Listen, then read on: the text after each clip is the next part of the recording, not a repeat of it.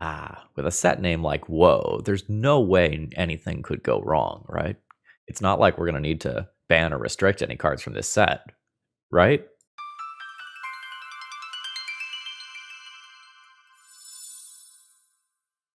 Hello, folks. Phil Gallagher, aka ThrabenU, here for another, not really legacy video. This is a generic Magic video.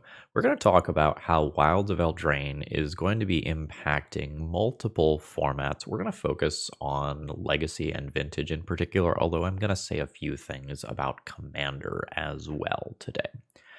For those of you who follow my content primarily for Magic Online stuff, later today, these cards will become legal on Magic Online. And that thing's gonna happen where everyone tests out the new cards to see what's actually going to be good. However, this time around, something a little bit unusual has happened. Over the weekend, an absolutely massive legacy event happened overseas, and the European Legacy Masters event occurred. So we actually had a first look at these things in paper. Because as soon as a pre-release happens, the cards are now legal. So I can actually go into this video with some data to back up what I'm going to say. So let's just jump right into it with a card that might surprise you a little bit. So I might need to sell this first one to you a little bit because on the surface, this doesn't look very good. Up the Beanstalk is an enchantment, and whenever it enters the battlefield and whenever you cast a spell with mana value 5 or greater, you draw a card. And this card does not look good. It is an uncommon. It's 2 mana to draw a card. These are not things that just absolutely emanate power. But I want to go back to some stuff that got banned in Legacy. Let's go back to the Arkham's Astrolabe Oko Uro Hell era for a moment. We know that cantripping things that are cheap are very good if you can blink them. And we have seen Arkham's Astrolabe be turned into Elks. We have seen it blinked via Yorion quite a bit as well. So when you can get extra uses out of things that cantrip, it's good. And so the obvious first place to start thinking about is with Yorion Sky Nomad. When you cast Yorion, if you control one of those nice bean sprouts there, bean stalks, not bean sprouts, you get to draw a card upon casting it. Its ETB is going to happen, and then you can blink the Up the Beanstalk to draw yet another card. So you draw a card off it in the early game. You draw 2 cards off of it in the late game. When you view that card instead as 2 green mana, draw 3 cards, it starts to sound a lot more appealing. And stating the obvious, this is not legendary. So you can control multiple of these and do some pretty gross things with them. In order for this card to actually be playable, though, you need to be running a decent number of things that cost 5 or more. And Legacy is a format of efficiency, where so many spells are free or cost 0. But you can take advantage of some of those spells that are free but highly costed.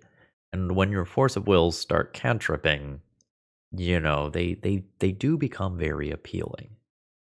And if your removal spells maybe also start cantripping, you can get into some really neat territory where this actually accrues a very large amount of advantage over time.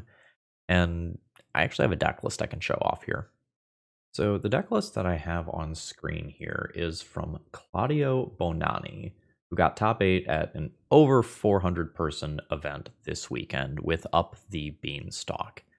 And you can see cards like Lorien Revealed here that kind of cheat that 5-drop slot. It can just be a cycler early in the game, and then it will be a draw 4 later in the game. Your Terminus starts cantripping. That is absolutely gross as well. Breaking down Claudio's matchups quickly, it was a win against Rhinos, a draw versus Scam, but their opponent conceded because they were about to win, a loss to Sneak and Show, wins versus Grixis Delver, Reanimator, Blue Black Shadow, Blue Black Scam, Four Colored Ring, and Cephalid Breakfast. And if you have something like this that is putting up a whole bunch of wins versus blue black decks, that's an exciting place to be in. As a quick aside before we move to our next card, Comet Stellar Pup will also be coming to Magic Online in the next couple of days here. And this was a card that put up results in 2 of the top 8 decks from Legacy European Masters. So, Johann Sturz had 2 in their control deck, and then Tomas Vargas had 1 in their control deck. So this is another one of these cards, if you've never played against it, it is also coming alongside Woe to Magic Online. This is maybe not the most consistent card, and there's some risk involved, but it is objectively powerful. Expect to see this on the channel as well as these new Woe cards in, the coming week or 2.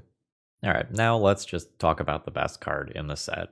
It is Beseech the Mirror. And I want you to understand that I am saying this with absolutely no hyperbole as a content creator. This is like my absolute true belief. I believe that this card is strong enough that it will get restricted in Vintage. Quickly skimming over the text here. If you bargain this spell, meaning you sacrifice an artifact, enchantment, or token as you cast it, you get to search your library for a card, exile it, and then cast that card as long as it has mana value 4 or less without paying its mana cost. Okay? And within the confines of Vintage, where Mox and Artifact Fast Mana are just absolutely everywhere, this card is just going to be 4 copies of whatever restricted card you need at any given time. It's just copies of Tinker for Bolas's Citadel or whatever other card you want. And, it's not like Vintage is full of cards that could just very easily win the game on their own or anything, right? Oh boy. Now, in other formats, I think this card is going to be strong, very good, format changing, but probably not like a ban alert.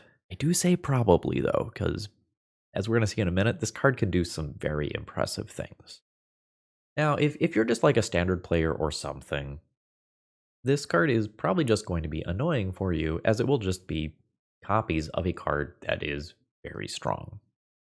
Within Legacy, though, this card simultaneously represents a lot of things. Let's consider the Mono Black Helm deck list, where this card, at 4 mana, represents Helm of Obedience, Leyline of the Void,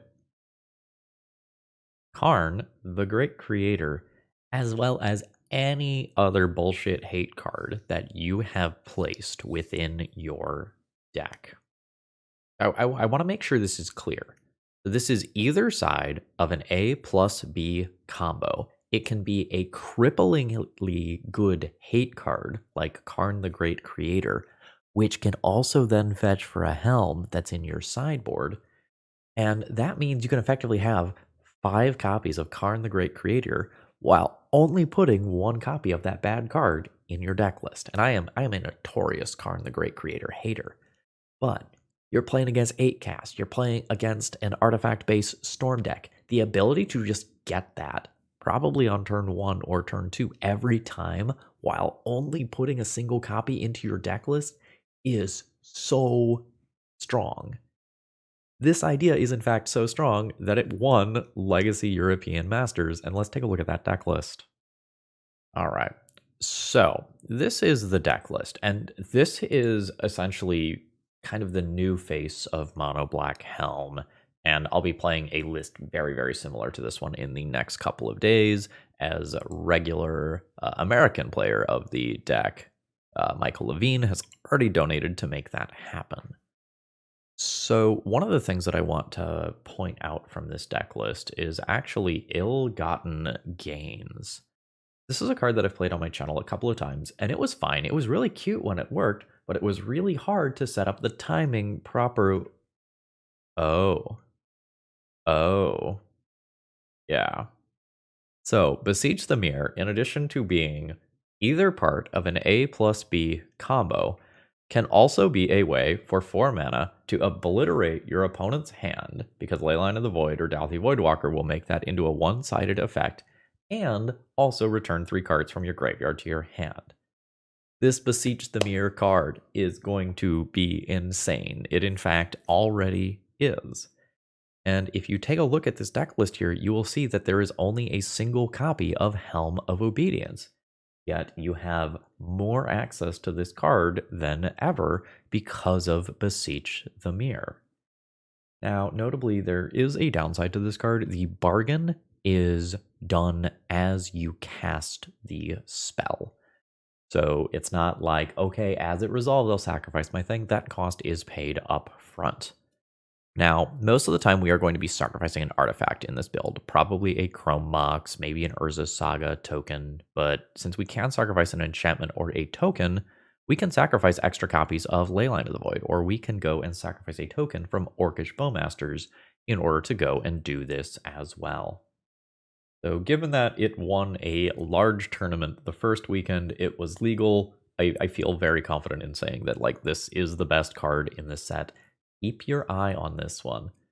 But Phil, I hate mono black decks. I think they're dumb and I hate Karn. What else can I do with this card in Legacy?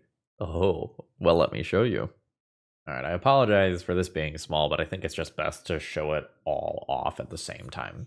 So this graphic here comes from Jax, who is this like notoriously good combo brewer. And the lines that are up here on the screen are lines that are possible because of Beseech the Mirror. And these are lines that some are a little more complicated than others, but like let's just take a look at the bottom line to show off the power of this card. So, Swamp, Dark Ritual, Cabal Ritual, 4 mana.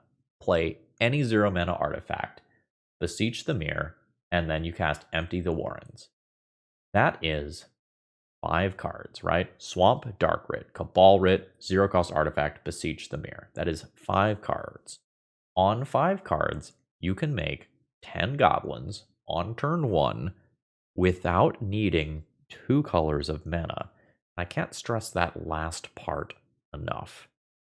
A lot of times Storm decks have to play multiple different rituals, such as Dark Ritual and Rite of Flame, in order to go and do all of the various things that they want to do.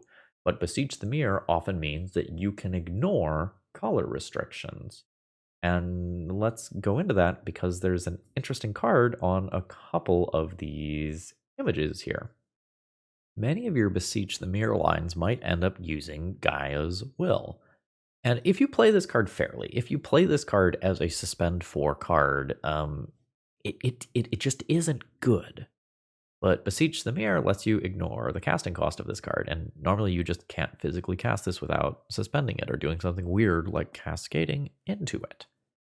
So you can Gaia's Will replay everything that you used in order to cast the Beseech the Mirror, including that 0 cost artifact that you're going to sacrifice to do the Beseech the Mirror thing again.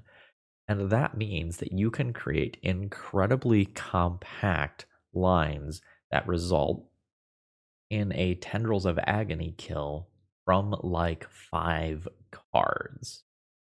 So, for example, Swamp, Dark Ritual, Bauble, Mirror is a kill. Not goblins.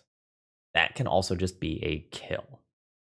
You get Gaia's Will, you Dark Rit, Bauble, Beseech again, and then Tendrils. And that is exactly 10 to have lethal Tendrils. So, this card can be a Storm thing. It can be a Fair Tutor for a Shouldered thing. It can represent a Hate Bear. Beseech the Mirror is crazy. It will change Legacy at least to a small extent. Be ready for this.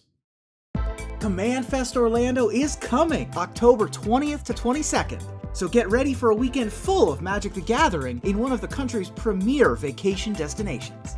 Get your tickets now at commandfestorlando.com. Now, here's kind of the good news. Most of the power of Wilds of Eldraine, as far as Eternal formats is concerned, is centralized around Beseech the Mirror. And I had a lot to say about Up the Beanstalk as well.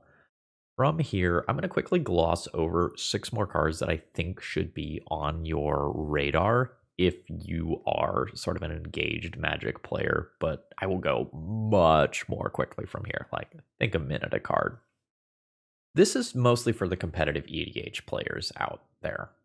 Rowan Scion of War is incredibly interesting in that it is going to be very good with many of the things that Black loves to do. That is, in one way or another, trade your life for cards. I expect this to see some amount of CEDH play, if only because it's a hot lady with a sword. But the ability is no joke, and whether or not this is better than existing Rakdos commanders will be apparent after a couple of weeks, I imagine. I think more importantly, like, you just are going to have to ask the question, like, is this going to be better than playing something like Rog Sai that might sort of exist in that same, like, which is the better Adnaz deck space? While I'm quickly passing over EDH, I should mention Moonshaker Cavalry. This is a Craterhoof Behemoth for white. As far as constructed 60-card formats go, Craterhoof is good specifically because it is green and can be tutored up with things like Natural Order or Green Sun Zenith. So I wouldn't worry about losing to this card in 60-card formats, although I would honestly love to be wrong. The next one out here is for the brewers who are willing to jump through some hoops. Agatha's Soul Cauldron. This card, according to mtgdex.net, has 62 different combos associated with it, and I'm not even convinced that this site has all of them listed. So, creatures you control with +1/+1 counters on them have all activated abilities of all creature cards exiled with Agatha's Soul Cauldron. And you can tap the Cauldron to exile a card from a graveyard. If a creature card is exiled this way, you put a +1/+1 counter on target creature you control. I am not necessarily convinced that the combos associated with this card are going to be fast enough or consistent enough for constructed play. But this is one of those times where, like, I very much admit that I might be wrong.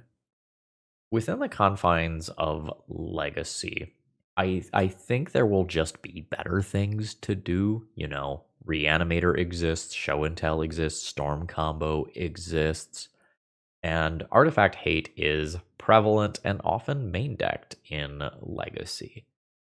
So I don't know that I want to rely on this card for my win. I just don't think you're going to be better A+B combo decks than things that exist like Cephalid Breakfast, but this is one to keep an eye on. For the Commander folks out there, go nuts.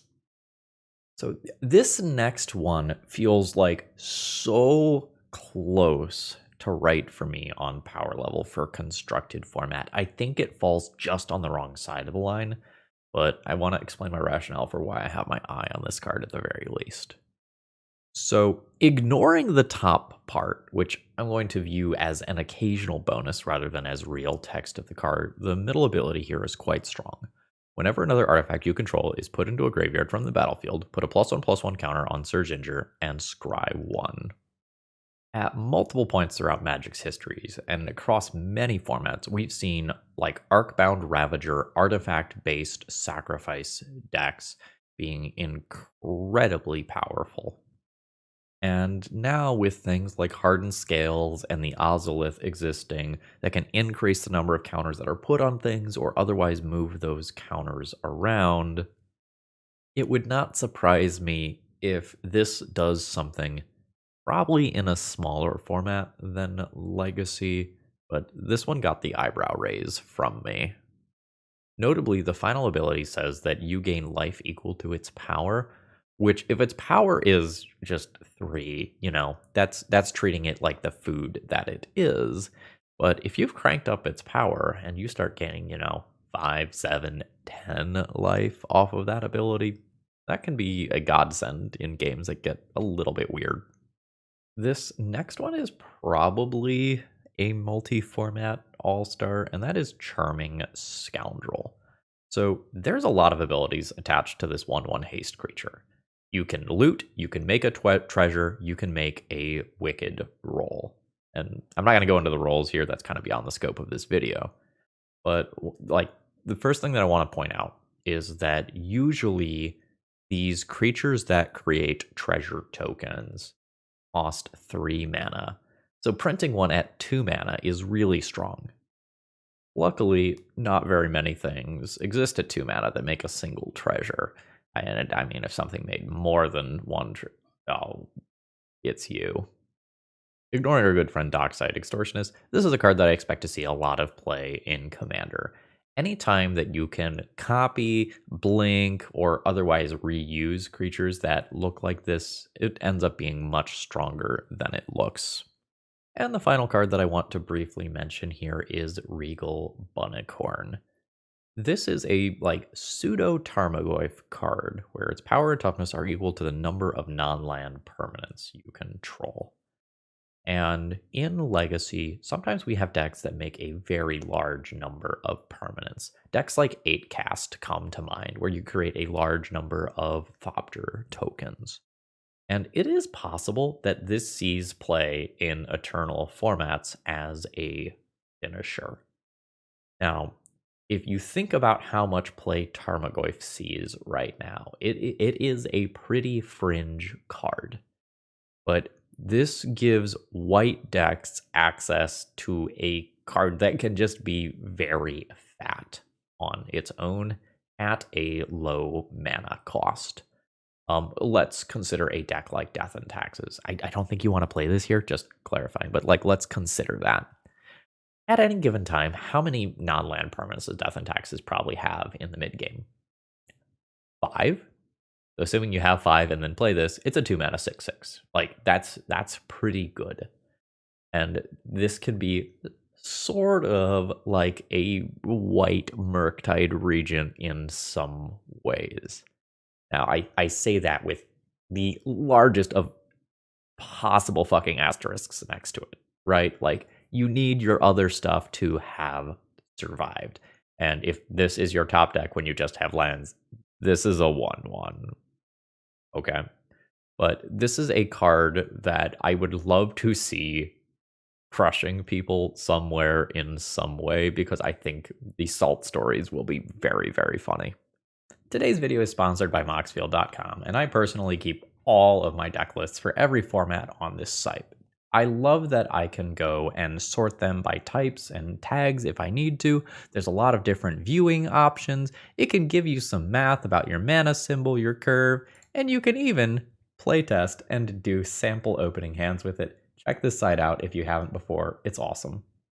So, Wilds of Eldraine, to me at this time, prior to playing with the cards, but after seeing some of the cards in action, feels to me like it is an appropriate power level set.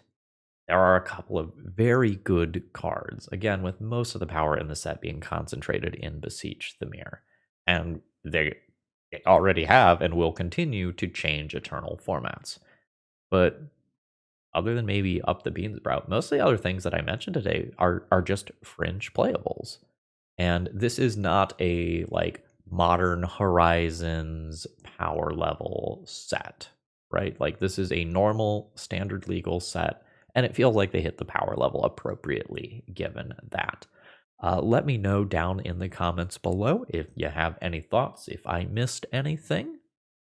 And I'd like to take a minute at the end here to just thank my sponsors, Cool Stuff Inc. and Moxfield.com, for making this video possible. And remember, if you end up wanting to buy any of these cards, check out Cool Stuff Inc. and use promo code ThrabenU to save 5% on your order.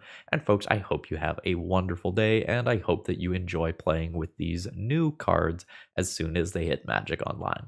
All right, see ya.